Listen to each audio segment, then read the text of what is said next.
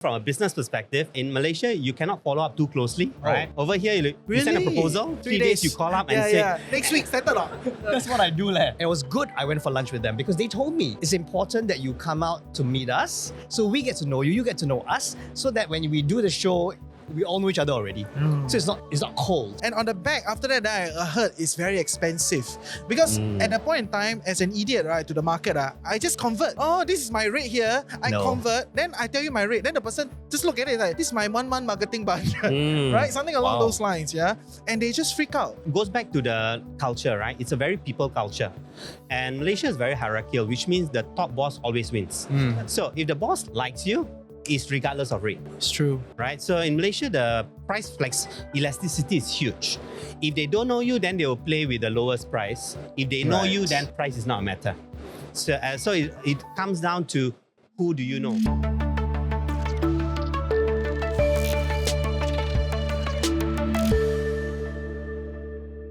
Welcome back to TFC Business Show. I'm your host Reggie, aka your Chief Financial Coconut, and this is like our second panel. I feel like I'm going to do like 8 today, like I cannot tahan. But this is we got a lot of panels. Luckily, I have a few other co-hosts that will support me, But this panel, I think, is extremely important for our audience because as much as we want to speak to more SME tauques, we do have a lot of working professionals in our ecosystem that are looking for a way out, right? Like the Singapore corporate grind is very intense. They have made some money, then they feel like they want a garden, they want to do something else. That was very pointed.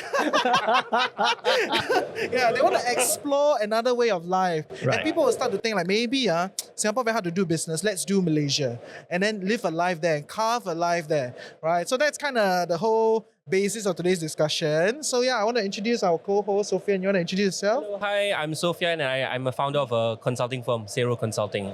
And you run quite a successful podcast with SMCCI? With the Malay Chamber of Commerce, We also interview business owners. So this is really nice setup, learning from someone with a lot more experience here.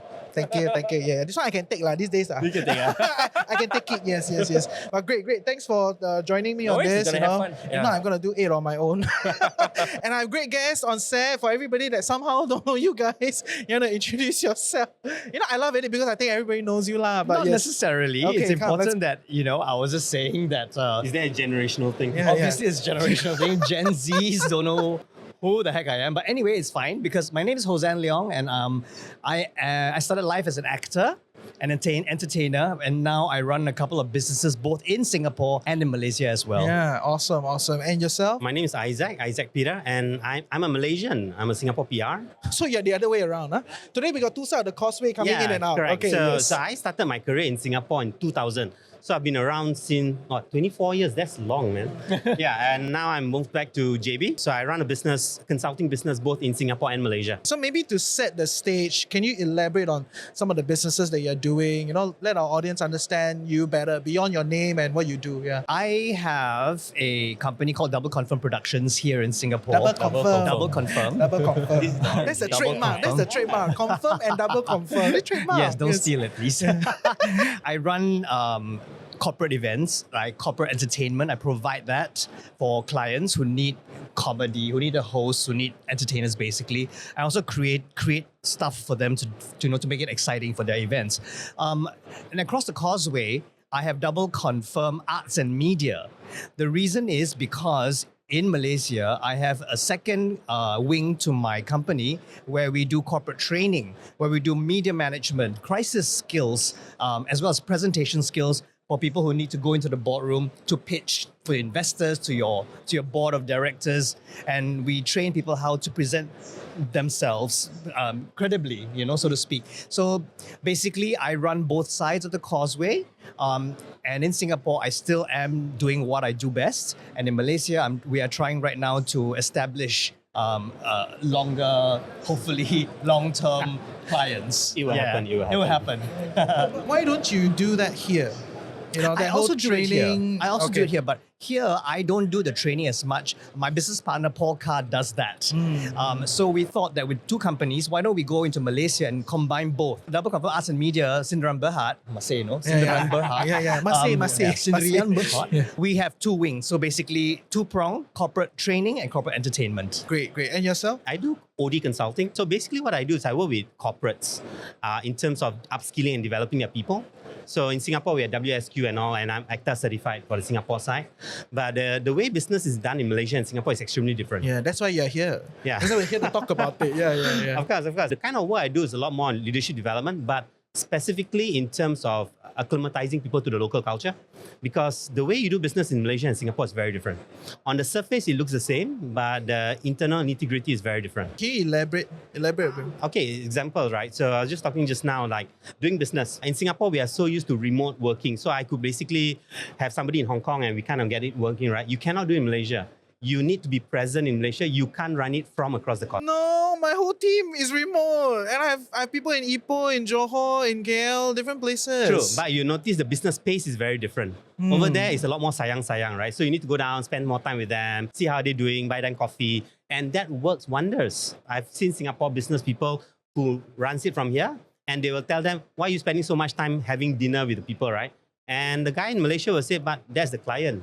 So that's a lot. That's very different between Singapore and Malaysia. On that note, right, because when I first went to Malaysia, then I meet some friends, right? Then Singaporeans, we meet for coffee, it's 45 minutes, very good already. 45 minutes to an hour, very good already. So by the hour, I think I'm very tired already. And in Singapore, the signal is, okay, tired, okay, let's go lah, balik, right, everybody. Yeah. But over there, the 1 hour coffee after that, tired, it's okay. We sit here first.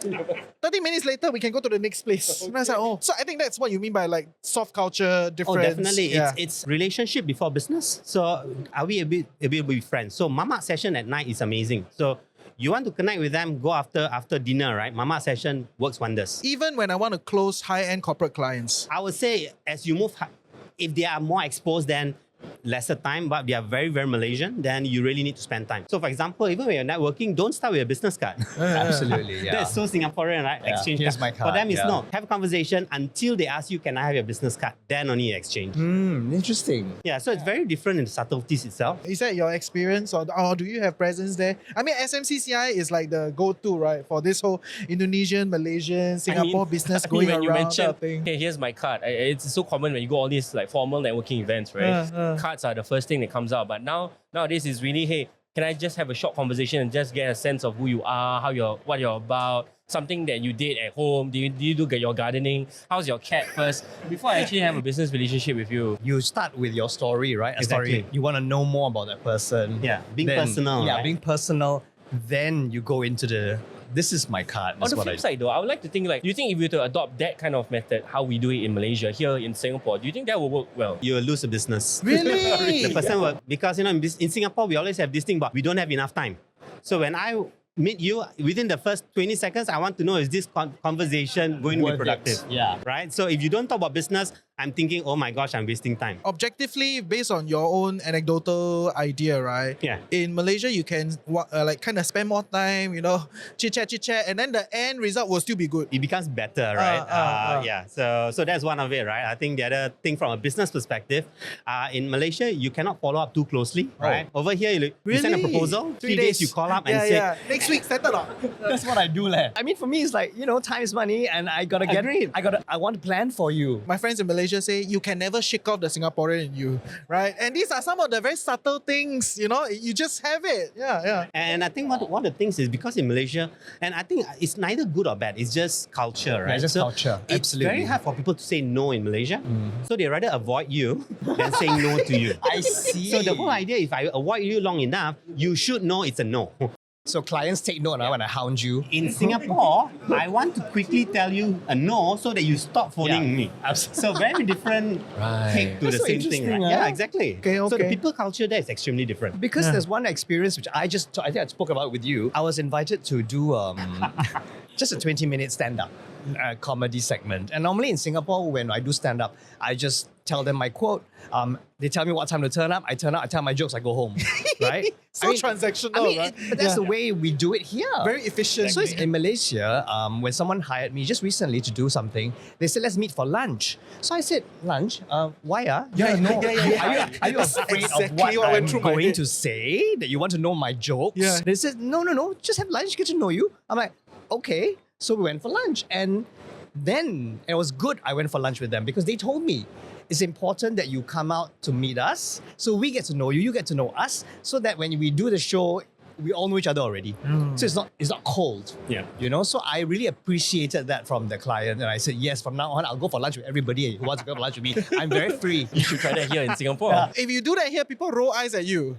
And it's like, why need to lunch? Just send me agreement. I will sign it. I'm ready to go. So over in Singapore, we are very strong on making the line very clear. Yeah. In Malaysia, we need to blur the line, right? And it's not for negative things, right? It's a No. lot more about I need to have a sense of you before I do business with you. But that in both ways it works because Yes. it's like you say, it's different culturally. Yep. And I really appreciate Singapore's way of working as well because also we get it done. In Malaysia, we get it done, but another way. You know what I mean? So it's no right or wrong, really. It's a business exactly. culture that has a nuance to it, right? Absolutely. When I'm listening to this, right, what I felt that being here so long, you thought there's only one way. And then when you start meeting people like, hey, this is not the only way. I think it's out of the school system. We've been trained to do it that way so long. And maybe digging into like some of the other entrepreneurs that have expanded, from the SMCCI ecosystem, entering into Malaysia, like because they are in the more like asset business, right? It's very training, very development, asset, okay. Then there are the asset heavy type guys, right? That they go in, they open shops, okay, like shops considered quite heavy these days, right? Never build roads, right? So not asset heavier businesses. What do they say about expanding into Malaysia? They gotta have guts, and they gotta, because they always say, over here it's so competitive. We just gotta get out. I think the qualities that they will have is definitely they got a lot of guts. They are willing to go into the unknown, and they're really okay with not knowing everything. Yeah, but so I would say the qualities are very similar. It's just that I guess the nature of their products and services are unique, different in that way. Okay. Yeah. Then how do you price your product when you enter the market? When I was I think one of the Malaysian banks reached out, and then we work with all the banks, right? And then they're like, oh, can you send me your rate card? Then after that goes no Right. sound, right? And on the back after that, I heard it's very expensive because at that point in time, as an idiot, right, to the market, I just convert. Oh, this is my rate here. I convert. Then I tell you my rate. Then the person just look at it like, this is my 1 month marketing budget, right? Something along those lines, yeah. And they just freak out. So, and I had a few other friends who are also in the media marketing business, and they are established players here. They're trying to enter the market, and then they ask me how to price. And I tell them, okay, you convert, divide by 2. Oh, is it? That is It's kind of quite how I interesting price. That's your formula I should learn. Okay, so that is the pricing model that I go with Right. today. Because so it's I want to true hear though. from your, I mean, how you guys do it. For me, when I first started in Malaysia, I realized you cannot do dollar for dollar. Because it's really, really too expensive. Oh, yeah. But I didn't know about the divide by 2. So it was really by feel. Yep. And then for me as an entertainer, I had to see what KL people are doing, and my peers. And of course, I cannot charge what they are charging because KL charges, the celebrities charge a lot of money because the market is bigger. And I'm basically an unknown when you step into a different market. Yep. So I had to really lower it to where everyone's comfortable and deal with it and be happy with it and be contented with it. And that's what I had to learn along the way. Be content with what you propose and what's your quote and say thank you very much if you get the job. So what's interesting about Malaysia is there isn't a benchmark. Exactly. Really? It You really- feel so? Okay, no, because my point of view is I straddle. There are some days, right, I think like, wow, there's no benchmark. Like, you can shout whatever price the person want, they will take. Right? And then there are other days, I was like, oh my God, the benchmark is so low, how to fight? You know what I mean? Right? So I straddle with this. So happy to hear your point of view. Kind of put it as services, right? If you're services, the benchmark, there isn't really a benchmark. There is a lot of voices. It goes back to the culture, right? It's a very people culture.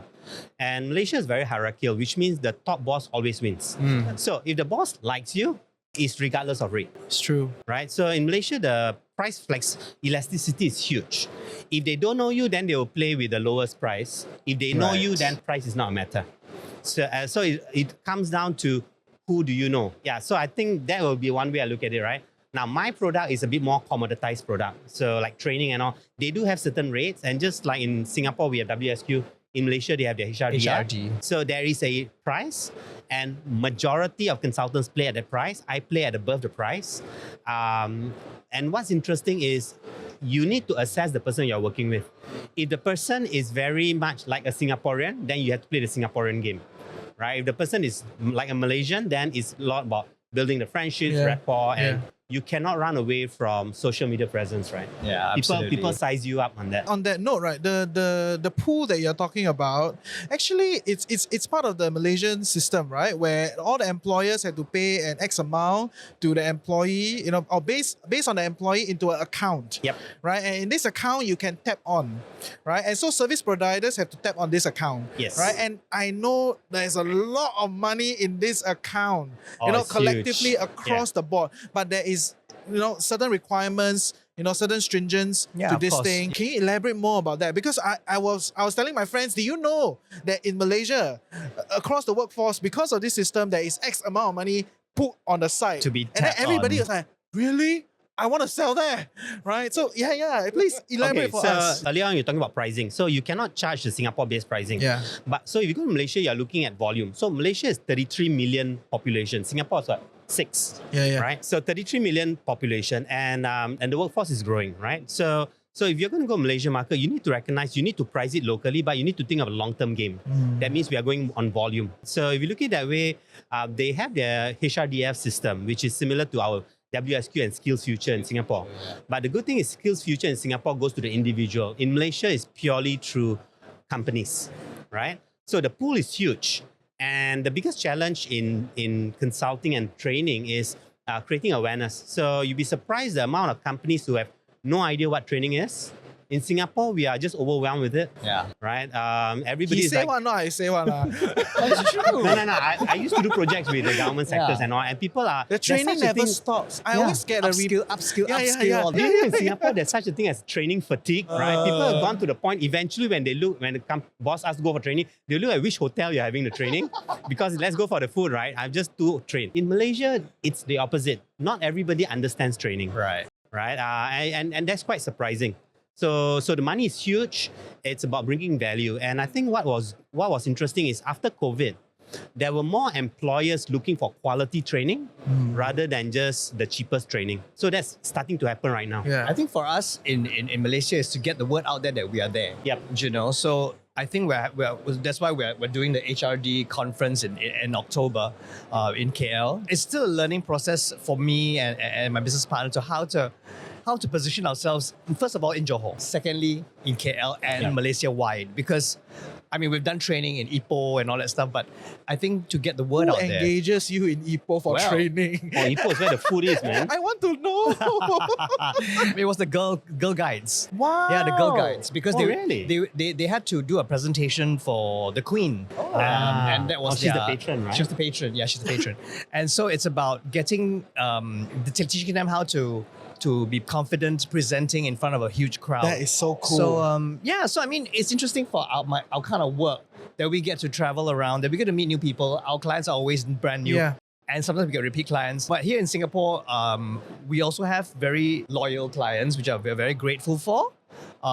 So yeah, running both countries has been very interesting. Getting the word out differently, it's different in both countries as well. It's very different strategy, right? Strategy is different. Yeah, exactly. I wanted to come from a point of view of, let's say I'm a Singaporean and I want to go into Malaysia, start a business. I mean, you've been almost 10 years, right, Hossan? Like, there's a lot of anxiety, there's a lot of confusion, there's a lot of I don't know what I don't know. So what would you say to people who, I want to step my foot there, where do I start? When we first started in 2015, I think I would dare to say that we were very early adopters into coming into the Malaysian scene, not as an MNC, but as just a small outfit. We had big dreams of opening a drama school, a dance school. But then I think Johor at that point in time, JB wasn't ready for that. So that kind of fizzled out. So we concentrated more on corporate entertainment and corporate training. We had to do our own research, basically. Nobody helped us. So go online, find out MDAC, is it? MDEC. MDEC, all the rules and regulations, get a good corporate secretary, accountant. Oh, yes. Very important. Who know the forms and everything. Because don't forget, everything is going to be in Bahasa Melayu. So Yeah, so for me, it was hard to understand it. So I had to get people to help me. I hired a really, really competent, very, very good person to help us with all that.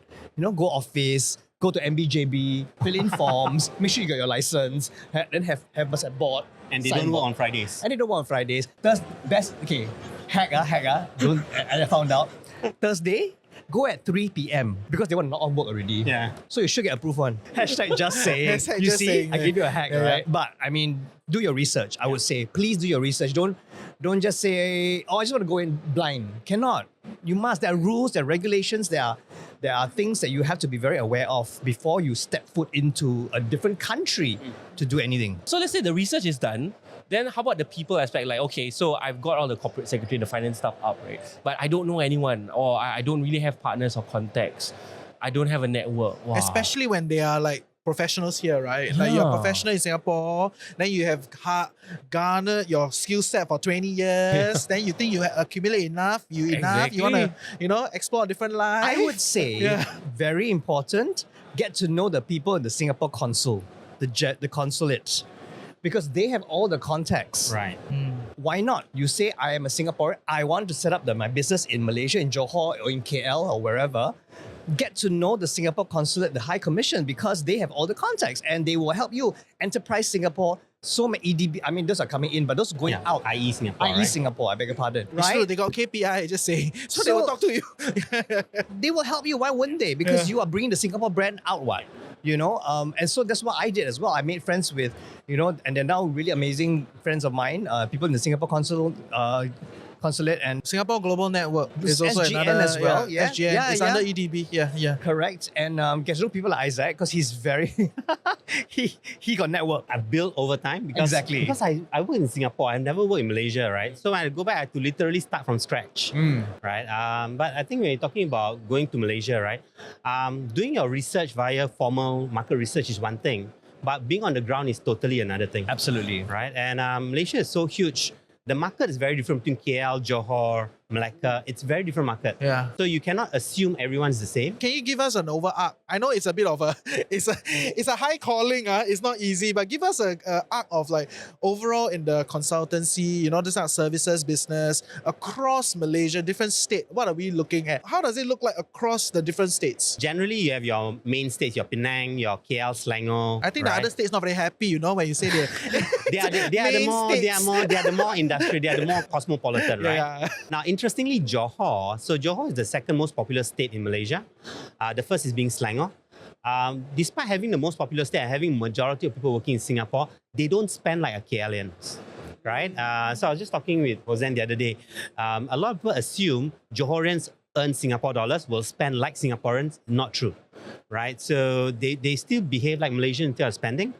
So like for me, when I started my business in 2012, I went straight with KL because most of the decisions and by MNCs are always in KL. Absolutely. Johor is where the factories are. So a lot of decision making in KL, which is why I think you end up going KL more frequent because the big things are there. KL is the main place. Penang is also very industrial, but Penang is hyper competitive. In what sense? More competitive than so KL? let's talk about training and consultancy, right? Penang is such a competitive market. The rates goes a bit lower. It's extremely competitive at the rate level. KL, you still have a bit more free play in terms of your rates itself. Okay. Yeah. In Johor, the tendency is to go as low as possible. That's my experience. Because most of the factories are open in Johor, Absolutely. right? And Like headquarters is still in KL. what? headquarters in Singapore, Yeah. in KL, right? And then for companies which is more high value, super high tech, is usually more in Singapore, right? So you have all the big ones over here, the R&D is here. If you go to the other states like Malacca, so Malacca is tourism. So different states have different emphasis. So you want to check out the different states for what they are good at. And then you also have this thing called corridors, which is like your... What is a corridor? Right, so there's this thing, there are business industrial districts. Okay. So you have your Johor corridor, which is where your Iskandar is. So Iskandar is considered like a corridor. Then you have Northern, you have East Coast, you have West Coast, you have Central. So everybody have their own plan. Singapore, we only have five CDCs, right? Yeah. In Malaysia, you have like 13. So everybody has their own game. So you need to check out the different ones to know what works. Okay. So you have federal and state. which is very different from Singapore. So I think Singaporeans need to be mindful. Different states have different rules of how they play it. Yeah, and now with the special economic zone being set up as well, you can look into the different offerings that both countries or whether Johor is going to be offering to Singapore and vice versa. Because I've been doing a bit of reading and I mean, with Johor having USD 15 billion investments coming into manufacturing and all that, it's quite amazing, I think about it.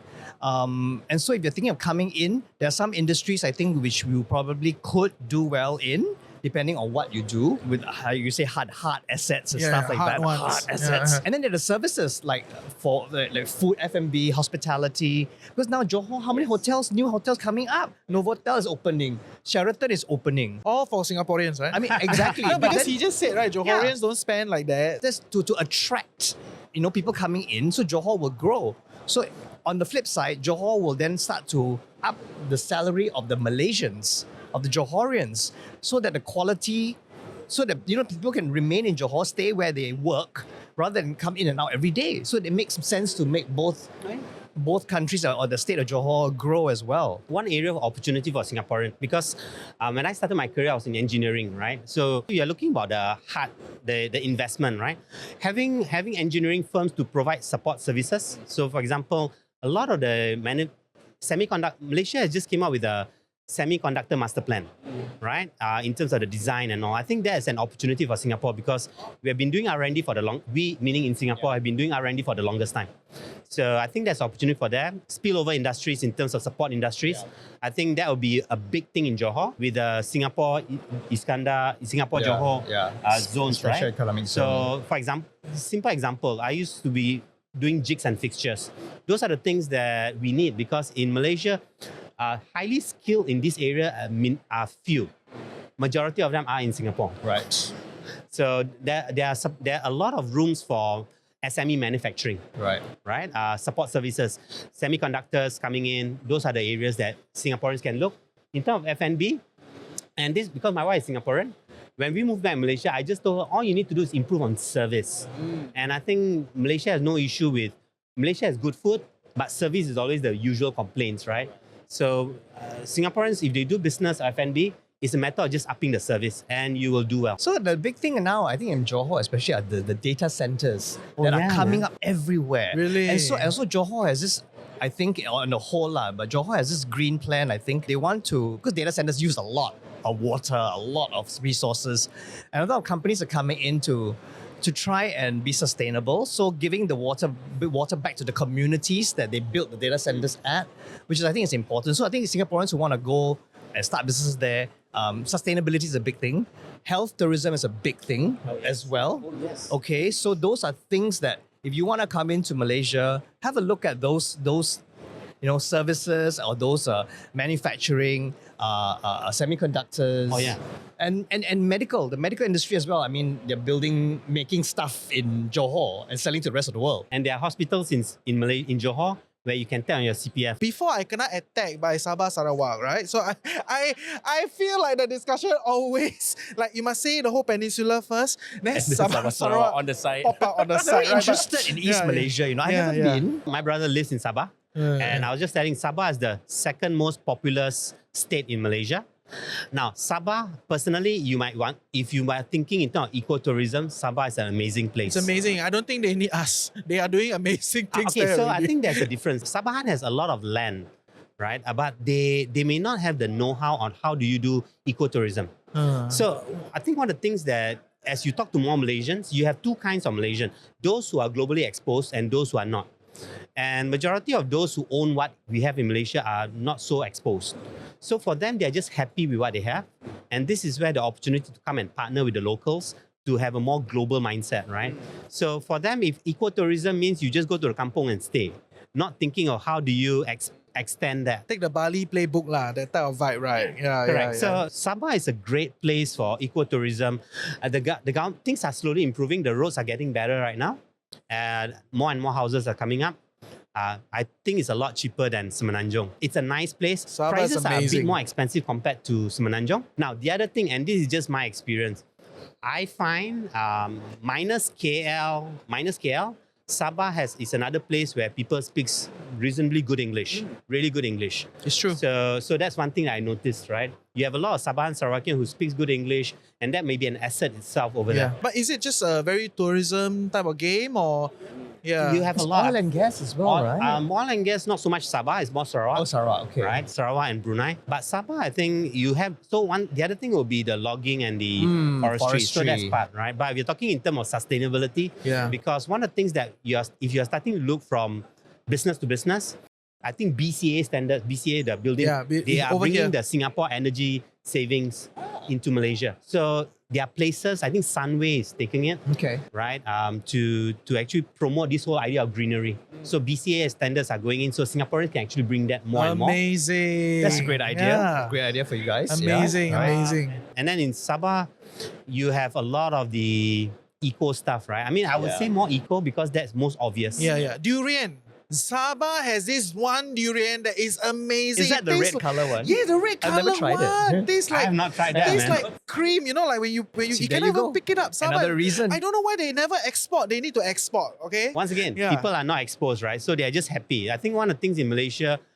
we want to do more is to get people to be more aware that what's going on globally. Why do you think it's not happening? Why do you think they don't think global in the sense? But that's also providing opportunity for Singaporeans to go into partner lah. It goes back to people culture. Right. Generally, Malaysians are very contented. Okay. We are just happy. And this is one of the big difference between Malaysia and Singapore. In Singapore, we assume everybody aspires to be a tauke, everybody aspires to make $1 million. That's a general assumption in Singapore. In Malaysia, not everybody thinks that way. Some people is just happy sitting by the seaside, go and catch But fish. it's okay too, what? It's okay, but it's not. But when a Singaporean goes to Malaysia, they would use the money bait as a way to, shall we do this? We'll make 10 Right. million. I see opportunity every corner. Everywhere. It's like, oh, this one can improve. That one can Okay, improve. This one mindset. can do. That's This the one like that. Singaporean We can mindset in rejuvenate Malaysia, this, right? bring the- It's like, there's The so tauke many mindset. things.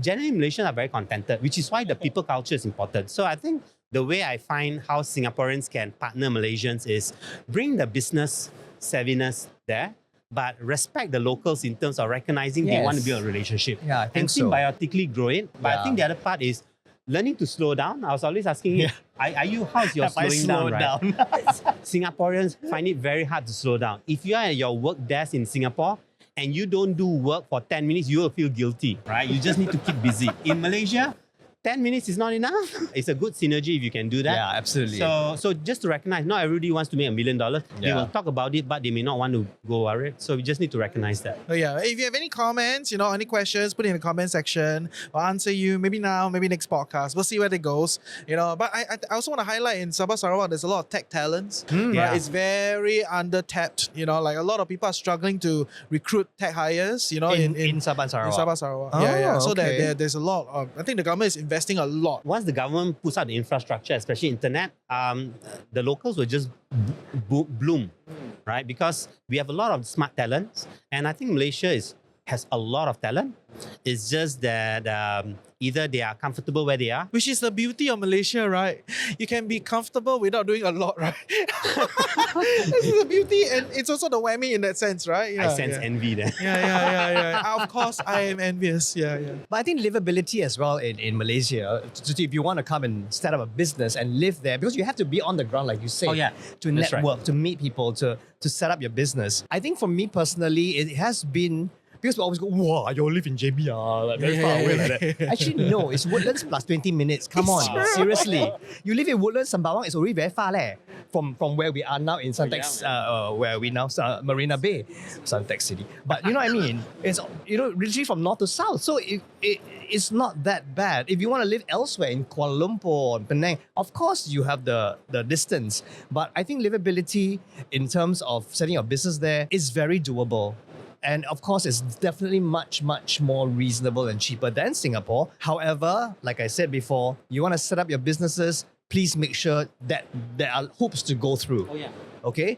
I think in Singapore, it's easier to set up a business here than in Malaysia, I think. Definitely. So I think for differences, right? I think in Malaysia, you should use middlemen to get a lot of government things done. When I Yeah. say middleman, somebody to process your documents, right? A runner kind of thing. Exactly. Yeah. In Singapore, we are promoting doing it yourself. In Malaysia, it's always good to work through. So for example, if you're going to hire a maid. You might as well use somebody. Don't try to do it yourself. You want to renew certain licenses, it's better to go through somebody because they understand the inner The workings. system. Yeah. Having said that though, this year I renewed my employment pass. We did it on our own because Oh, we wow. used to always have an agent do it for Okay. us. How is it? So okay, just an agent would charge you a lot of money, okay? But we did it online on our own. I mean, Oh, wow. it was a bit difficult because it's a brand new system that Iskandar region has set up. So you can actually, if your business is registered in Johor, you apply for your EP in Johor. You don't have to go to Putrajaya because there's a lot of teething problems. Right. So we had a bit of issue, but we got it in the end. So at the end of the day, we did it ourselves. We saved ourselves thousands of ringgit and we did it online. Oh, nice. Amazing, Yeah, so amazing. that's something to think about if you want to register your business in Johor. Check out the Iskandar Regional Development Authority website. Everything's there for you. Good. I think we've covered a lot of good stuff.